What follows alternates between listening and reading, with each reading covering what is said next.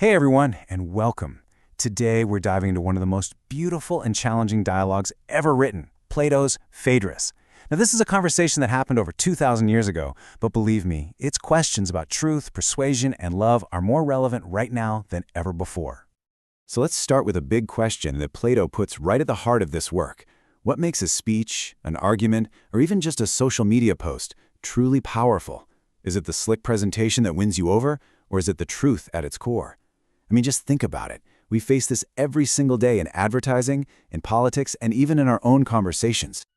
Okay, let's break this down. For Plato, the Phaedrus isn't just about one thing.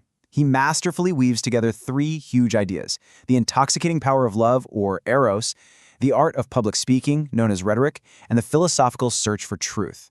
And for Plato, these weren't separate topics at all. They were all tangled up at the very heart of what it means to be human.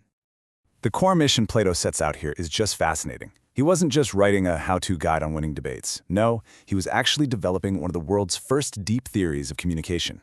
For him, the whole point of speech wasn't just to win an argument. It was psychagogy. Now that's a big word that simply means the art of guiding the soul. It's not about beating someone in a debate. It's about leading someone towards what's true.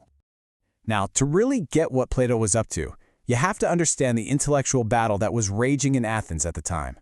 It was this high-stakes fight for the city's very soul. Plato versus the superstar teachers of the day, the Sophists.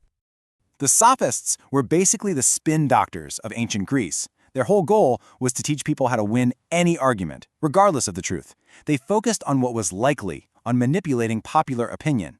Plato saw this as incredibly dangerous. He argued that true rhetoric, real, meaningful speech, had to be built on two things. First, a genuine knowledge of the truth, and second, a deep understanding of the soul you're speaking to.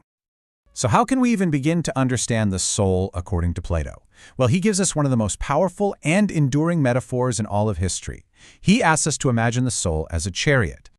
Plato paints this incredibly vivid picture for us. He writes, "The soul is like the conjoined power of a pair of winged horses and a charioteer." This isn't just pretty poetry. It's a profound psychological model of who we are. Let's break down how this metaphor works.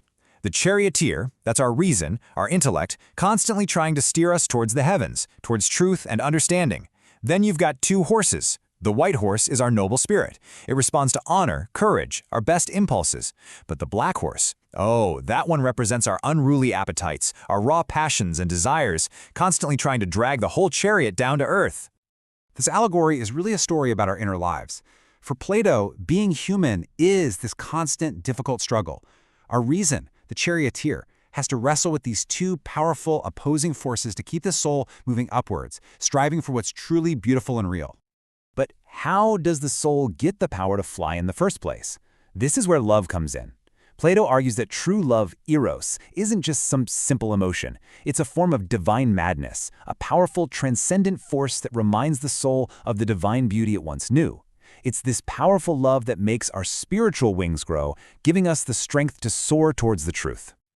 Okay, so now we're going to shift gears to one of the most shocking and weirdly modern parts of the Phaedrus. After celebrating the power of spoken words and dialogue, Plato turns his critical eye on a technology he saw as deeply problematic: writing. Plato tells this myth about the Egyptian god Theuth, who invents writing and proudly presents it to King Thaumas. But the king is not impressed. He delivers this powerful warning, saying that writing won't make people wiser, it'll just make them seem wise. It will create forgetfulness because they'll rely on external marks instead of their own memory. Does that sound familiar at all? I mean, this is the anxiety of a tweet taken out of context, or the feeling of information overload. Plato saw it coming 2,400 years ago. A written text is static. It can't clarify itself if you're confused. It gets shared without context, it can be wildly misinterpreted, and it can give us the dangerous illusion that because we've read something, we actually understand it. So what's the alternative? For Plato, real knowledge isn't something you just download from a text. It's something that gets planted in the soul, like a seed, through a living, breathing conversation. It's in the back and forth of dialogue, in the asking and answering of questions, that true understanding can actually take root and grow. So let's tie this all together. Why should we, in our hyper-connected digital world, care about this ancient dialogue about love and souls and speeches? What's the big takeaway? Plato gives us a clear ethical framework for how to communicate. First, know your stuff. You have to understand the topic inside and out. Second, know your audience, their beliefs, their passions, their fears. And finally, you adapt your message. True communication isn't one size fits all. It's about tailoring your words to guide that specific soul. Ultimately, the Phaedrus elevates communication from just a simple skill to a profound moral art. It's not about dumping data or winning arguments. It's about the responsibility we have to one another when we speak, the responsibility to guide, to clarify, and to lead towards what is true and good. This brings us right back to where we started, but now with a whole new perspective. After exploring Plato's ideas, we have to ask ourselves, in our daily lives, at our jobs, online, how can we move beyond just persuading and actually start to truly communicate? And I think Plato's answer would be as challenging as it is beautiful. Real communication starts with self-knowledge, understanding your own inner chariot, with all its reason, passions, and desires. And it's fulfilled when you approach every conversation with a genuine love for the truth, valuing shared understanding far more than the simple, empty satisfaction of just winning.